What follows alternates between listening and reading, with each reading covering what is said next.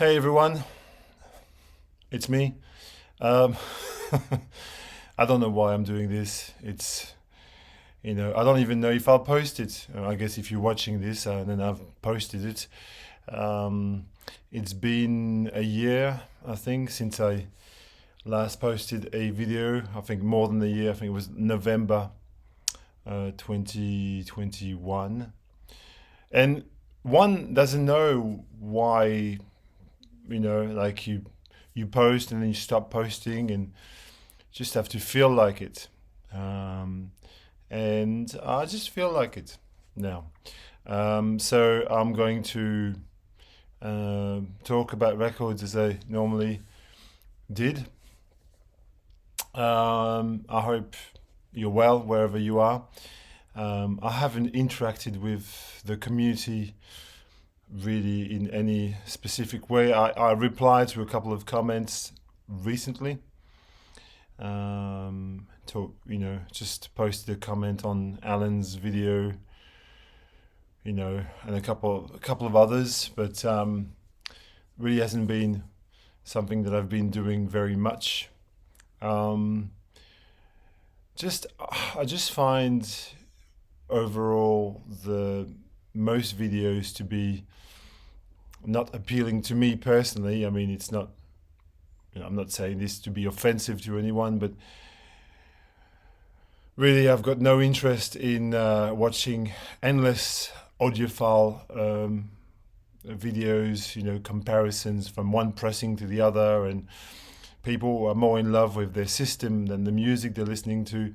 Does not interest me in any way, shape, or form, and you know likewise with videos that just are vinyl hauls, you know, we can all buy music, but what do we think about it? What's in here and in there? How do we perceive it? Is That's what's interesting. But these are just personal opinion, obviously. Um, I'm not.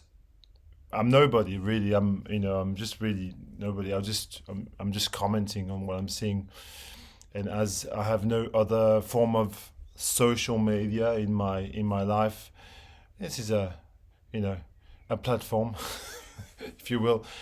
Um, yeah. So a year has passed. Lots of things have happened, obviously, and I've even been to Europe. I went to Europe for a month in the middle of the year after the 3 years of COVID and not traveling, and that was really cool. And I went to a lot of record stores, and that was fun. But it was more fun to be in Europe, really, and just wandering around and eating nice food. Um, but yeah, life is definitely changing and moving on. Um, so let me show you some records. And what I've got here at my feet here is just a stack of my recent um, plays or purchases, or a mix of the two. Because for me, it's more like a revolving. Like you can see in my shelves, there's some holes and gaps everywhere. So just pulling out records and you know um, playing them rather than just like buying a fuck ton of them and playing them once and filing them back in there. And it's these have been in my crate for months. So just a range of things, new things, old things. I've been talking for nearly 5 minutes and I haven't shown you records, so I hope that you have the patience to stick with me. Last weekend, no, not last weekend, 2 weeks ago, um, I went to see the Comet is Coming, which is the UK jazz fusion trio led by Shabaka Hutchins, King Shabaka as he calls himself now. And it was a really powerful gig. It was at the Corner Hotel in Melbourne, so it caused me to revisit this trio of Denlog and Beta Max and Shabaka. Very, very loud. I was at the front of the stage and I my ear got shot really bad, so I had to move backwards. But it was great, and the opening act is one of my favorite Melbourne acts. Mindy, Meng, Wang. She was the opening act. She's a Chinese Australian resident, citizen, whatever you want to call, and she plays the guzheng, which is like a Chinese harp. It's a bit like a koto if you're familiar with the Japanese koto, but it's and so this album, which is called Nervous Energy, which she recorded with Tim Shield. That's what she played. It was like a mix of electronics and guzheng. And unfortunately, the punters at the gig didn't come for this, and a lot of people were talking in the background. It was really fucking annoying, but I love Mindy. She's awesome. Check this album out if you want. A little while back, Mimi Parker from Low died, and obviously it was very sad because she's way too young to die, and so it caused me to just play lots of Low. I Could Live in Hope, which is I think it's the first album or the second album, which is a magical release from 1994. Excuse me, I was going to say 96. So many amazing songs. Lullaby and Lazy is one of my favorite Low songs. Beautiful record, I Could Live in Hope. Still not reissued for a reason or another. I mean, it's been a while, and I've also enjoyed their latest release, which is called Hey What. This is on Sub Pop. This is the very last album that they reissued. Reissued. And this one is very different from normal Low. It's more like a blend of glitchy electronics, and but it's a nice evolution from the sound of slowcore that they produced for so many years, and this is just an evolution, like a nice kind of like move towards the future. Sadly, the future was cut short by Mimi's death. Rest in peace. Some records from this year that I've been enjoying. So I don't know if anyone's talked about this on video. I don't watch that many videos, so maybe someone has. Daniel Rossen, You Belong There. Daniel Rossen is the guitar player in Grizzly Bear, a band who I love, absolutely love. They hail from Brooklyn in New York, and they made many really excellent albums in the 2000s. I think I've got one of the CDs somewhere here, just in front of me. This is probably my favorite Grizzly Bear album, Yellow House. And this guy is the guitar player, and he's an amazing guitar player. He doesn't play guitar in a traditional. So you think of an indie band, and there's a kind of way of playing guitar, which serves the music. But he plays guitar. He's a very skilled guitar player. I urge you to watch videos of him just playing guitar on YouTube, and it's kind of amazing what he does. The stylings he has, his finger picking, and he composed this. This is kind of a psychedelic folk symphony for the modern age. He's a beekeeper, as it turns out. It's one of his hobbies is keeping bees. So but he composed every song, he arranged every song he plays. I think every instrument on this it's a work of a driven genius, I think. And I think people, if you like psychedelic folk, I think you'd enjoy this. I've been digging, like many people, The Smile, which is the Radiohead offshoot project with Tom Skinner from UK jazz band. I think he's in the Sons of Kemet, isn't it? Tom Skinner and Tom York and Johnny Greenwood, is it? Playing on this. Um, great record. I mean, I don't think I've got into it as much as I could, but I still would highly recommend this record. Really liked it. Another issue from like record from this year, which I've enjoyed, is Air by Salt, and this is really a move in a very different way for Salt. So Salt is this. I think they're based in Bristol or maybe in London, but I thought it was in Bristol. Collective, they're anonymous really. All we know is it's produced by Inflow and features vocals by what's the girl called? My mind. She's made Cleo Soul, vocals by Cleo Soul, and I think Michael Kiwanuka is involved in some of their records, but I think not much is known. They don't do much promotion. It's all like very sort of hush hush. But they've released some. I reckon there are two records from 2020, which are the Fist one and the one with the hand, which they called Black Ears or Untitled. Those two records, in my opinion, will be classics. Like in 20 years' time, people talk about like absolute classics of that era. They will be marked as classics. That's my personal opinion. I think they're just flawless records. So beautiful, so funky. And you think, how could people in this day and age, with the vast amount of funk and soul that's been released in the past, how can they make such original music still? But they can. Don't ask me why. This here is completely out of the box. It's a modern classical choral ensemble record. It's like a Philip Glass or a Steve Reich record meets a little bit of, I don't know. It's a very minimal record, but it's beautiful, and it has a little bit of like Meredith Monk in there chucked in, and it's more like an ECM or an avant-garde record from than like it's just out of the park, completely amazing.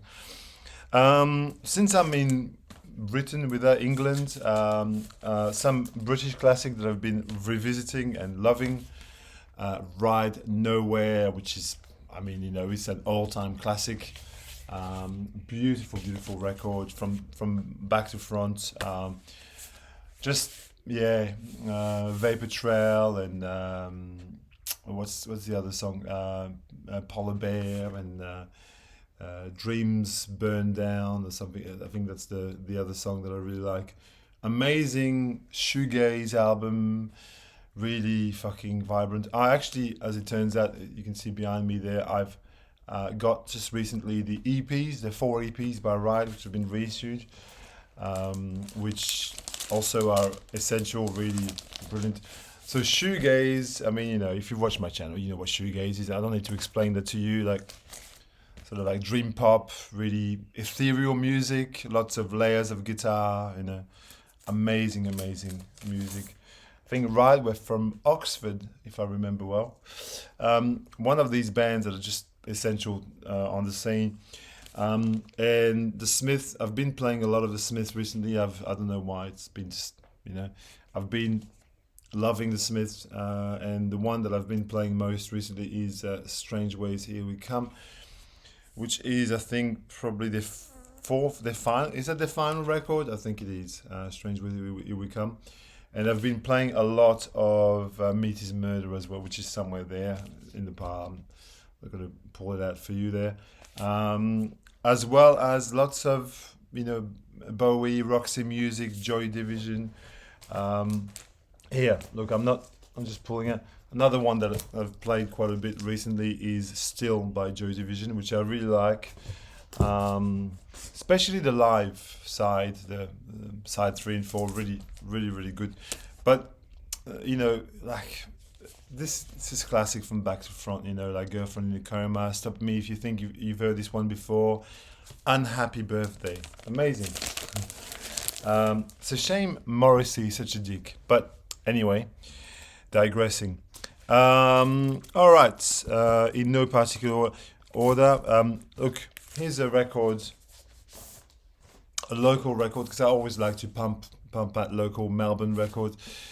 This is Mildlife live from South Channel Island.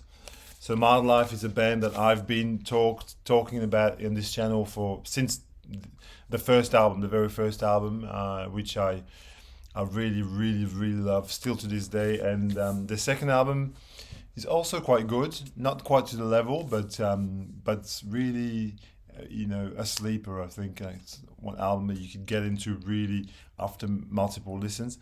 What they've done is they've gone during lockdown. They went to South Channel Island. This is a tiny little island. You can see how small it is, which is off the coast of Melbourne. So not very far.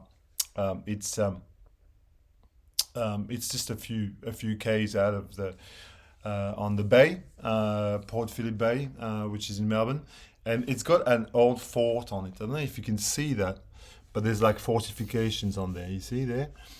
And so they've played on the fort, and that's where you can see that they play on top of the fortification. It's a bit like Pink Floyd live at Pompeii. The sound is amazing. I don't know how they got sound so good. They play all their hits, all their main songs. If you want to start a package for Mildlife, I would highly recommend this live from South Channel Island. It came out last year, and last year they made this just really lavish package. It was a bit too expensive, and this year they've reissued it in a standard kind of double vinyl. It was only like $40, which is a steal for the music. All right.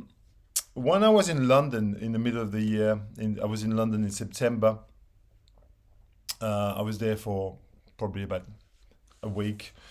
I was in Hackney I spent a lot of time because I lived in London for 3 years, so I didn't go there as a tourist, because I've been there and seen, and I don't need to go and see Big Ben or whatnot. I just go into nice areas and just hang out there.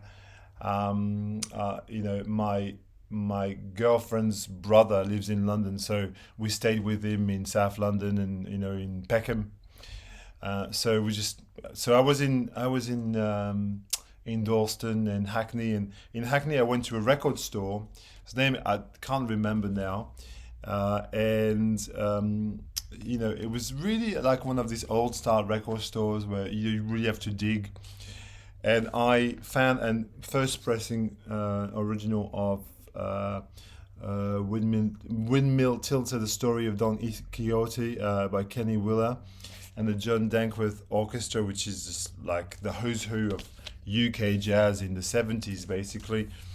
Mike Gibbs, John Dankworth, Tony Coe, you've got Dave Holland, you've got John McLaughlin on this, you've got Henry Lothar, you've got a lot of big names. And this, interesting enough, because the owner, when I bought this, it was not cheap by any means. He explained to me that this was Evan Parker's collection that he'd bought from him. Evan Parker is this kind of legendary sax player, UK free jazz player, and that was his record. It belonged to him, so that's cool. That's a cool little side story. I went to Paris and I saw my friend Jack. Jack, if you watch this, you will watch this because that's what you do. My friend Jack, we hung out together in Paris, and he recently sent me this record in the mail, Ahmad Jamal, which was the ORTF recordings from 1971, and it's really lovely trio from the same period as his classic The Awakening. So it's 3 tracks recorded in Paris. Fucking amazing, really, really great record.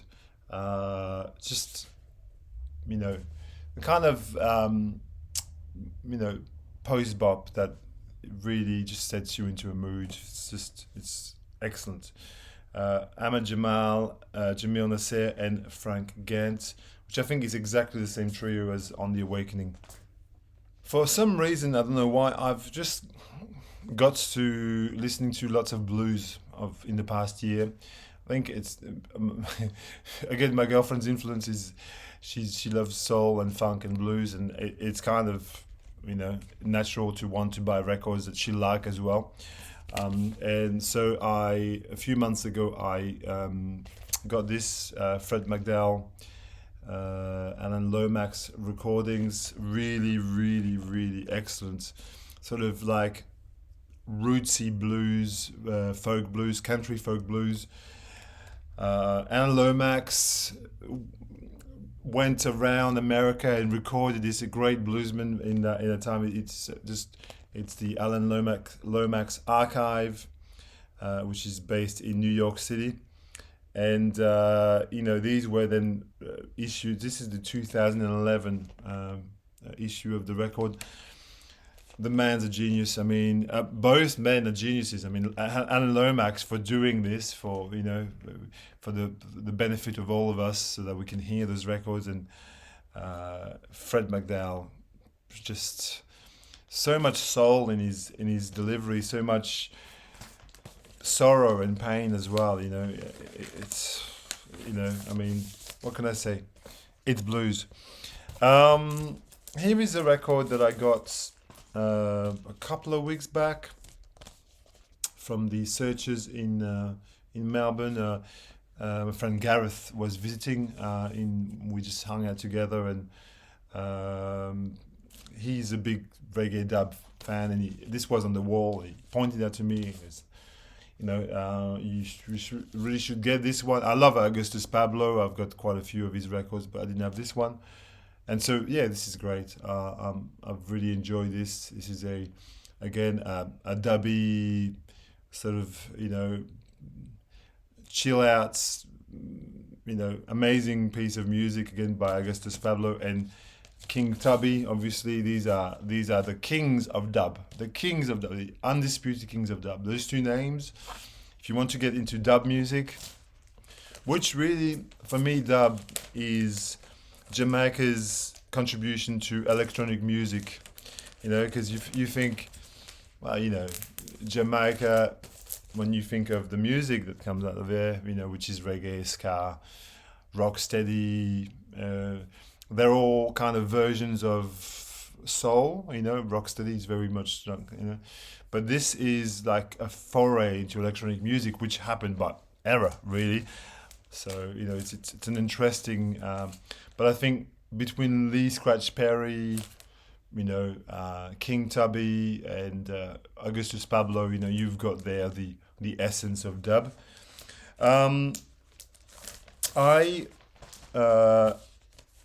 I've been also listening to quite a bit of Alifaka Toure recently, and this is The Source, one of his records that he did for World Circuit, from, I can't remember which year this was from. I want to say probably around the 1990s, but I can't remember because I am fucking useless. But you can look it up yourself. In any case, this is an amazing record. I mean, there's not many Faka Toure that I wouldn't classify as amazing. They're all really good records. I mean, The River with Raikuda, the majestic In the Heart of the Moon, which is one of my, I would say, top 200 favorite records of all time. It's so majestic, amazing music, and so this is not too far away. It's a beautiful bluesy, but only in the sort of desert blues, Mali kind of, he's such a skillful musician, and he's so much, again, so much like with Fred McDowell, so much pain and soul in this record. I would very, very, very highly recommend this record. And this is a reissue from a couple of years ago, I want to say, but there's no date anywhere, so whatever, look it up. Here is a brand new record on Soundway. No, this is not on Soundway, it's on Waka Bop, excuse me. This is the David Byrne label. It's a really jaunty but kind of chilled out high life record from Nigeria, from Alaji Waziri Osama. Sorry if I'm butchering that. World Spirituality Classic and the Muslim High Life of. And so this guy is maybe one of the lesser known names in Nigerian sort of Afrobeat high life, but less Rockabop felt that it was, it was due for him to get some, further recognition, like they did, I think, in much the same as they did when they reissued. What's the Brazilian record that they reissued a few years back, which I've got back there. The name completely escapes me, but you'll know. Where they've actually gone and said, well, we've heard enough Fela Kuti. Let's just pull out some other names that people may not know of, and it's just a beautiful record. I very highly recommend it. Some soul. Okay, this is a record I've been enjoying quite a bit. Bobby Womack. I mean, everybody knows of Bobby Womack, almost everybody. This is a beautiful 1970 something record. What's the year on this thing? 74. Yeah, 1974. Bobby Womack. What can I say about this? This beautiful string arrangements.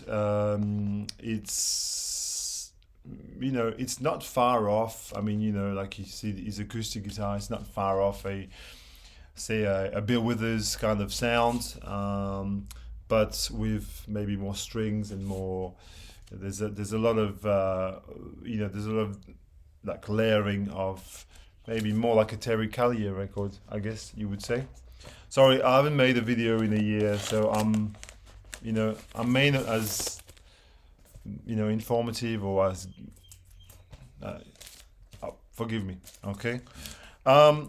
Here is a record I fucking love. Robert Palmer. It's his debut record, Sneaking Sally Through the Alley. This is a record that features the Meters, Alan Toussaint, I think Lowell George is on this, from memory, from Little Feat. And I think the very first song is Sailing Shoes by Little Feat anyway. So this is a superb, that's the only Robert Palmer that you really would need in the collection. I mean, the rest of it I find to be a little bit beige, trite. This really is a funky effort. The songs are really lovely and memorable.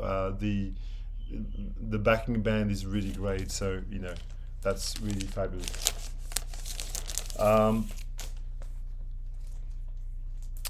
Here is another record I've been really enjoying recently, the Runt, the Ballad of Todd Rundgren. I'm not a massive Todd Rundgren fan, but this is beautiful power pop, sort of, piano ballads as well. 77, a really accessible record that maybe everyone should consider listening to. It's kind of, sad and happy at the same time.